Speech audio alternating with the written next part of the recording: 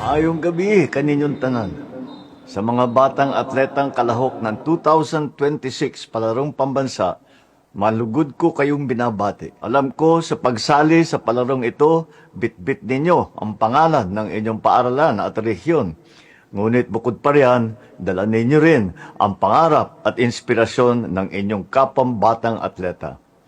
Kaya para sa inyo at sa ibang batang atleta, patuloy ang pamahalaan sa pagsuporta sa inyong pagsasanay sa larangan ng palakasan. Masaya akong ibalita sa inyo sa kauna-unahang pagkakataon, maglalaan ang Philippine Sports Commission ng mga incentive para sa mga medalista sa regular sports at sa para games bilang pagkikilala sa inyong husay. Alam ko na gagawin ninyo ang lahat ng inyong makakaya. Ngunit huwag ninyong kalimutan, mag-enjoy na rin. Marami kayong matututunan sa palarong ito na madadala ninyo kahit saan man kayo magpunta.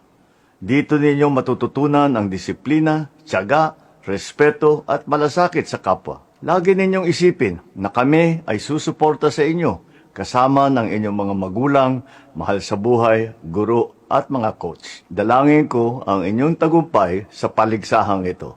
Daghang salamat. Mabuhay ang ating mga atleta. Mabuhay ang bagong Pilipinas.